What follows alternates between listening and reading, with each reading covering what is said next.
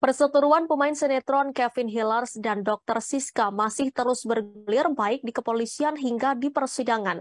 Kevin Hillers pun dilaporkan 3 kasus oleh Dr. Siska, yakni kasus dugaan penganiayaan di Polres Bogor, Jawa Barat. Kemudian Kevin Hillers juga dilaporkan ke Polsek Taman Sari, Jakarta Barat atas kasus dugaan penipuan dan penggelapan, serta digugat perdata ke Pengadilan Negeri Jakarta Pusat atas kasus dugaan wan prestasi. Kevin menyampaikan satu kasusnya dengan Dr. Siska pun berakhir di Polsek Taman Sari.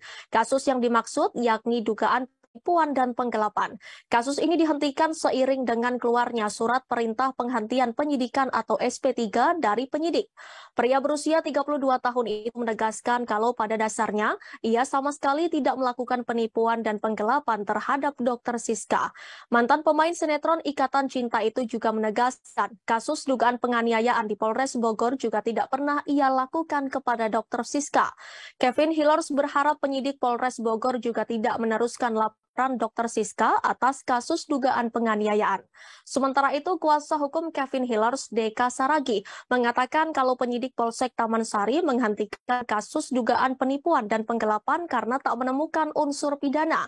Pihak kepolisian menyebut kalau laporan Dr. Siska tidak masuk dalam ranah pidana. Deka menambahkan pihaknya masih terus mendalami unsur pidana dari laporan Dr. Siska kepada Kevin Hillers untuk bisa melaporkan balik. Diberitakan sebelumnya Kevin Hillers dilaporkan oleh Siska pada 1 Juli 2022 ke Polsek Taman Sari, Jakarta Barat. Dr. Siska melaporkan Kevin Hillers dengan pasal 372 dan 378 KUHP tentang penggelapan dan penipuan. Oke, baik, kemarin SK kan ada membuat laporan mengenai penipuan sama penggelapan sama pengobatan, dan laporannya sudah diberhentikan atau ditutup. Laporan dia bang atau laporan dia? Di mana bang itu ini laporan? Polsek Taman Sari. Oh, Polsek Taman Sari. Karena bukan merupakan suatu tindak pidana ini yang di garis merah. Oh iya.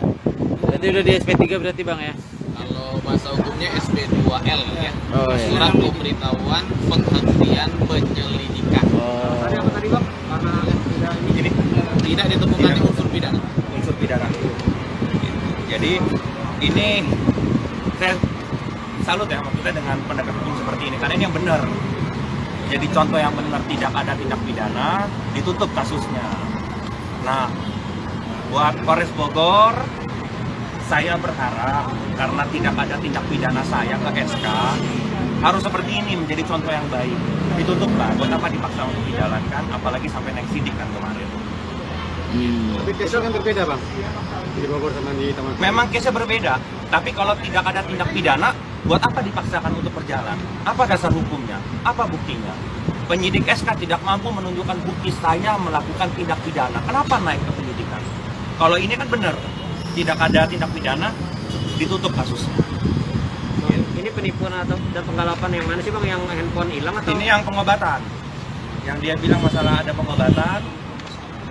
Dan ini juga kemarin udah sempat ke Komnas HAM juga. Jadi ya saya sangat berterima kasih terhadap semua orang yang banyak membantu di sini. Kemudian pihak kepolisian Polsek Metro Taman Sari juga benar-benar patuh tegak lurus pada hukum. Ini ditutup atau diberhentikan.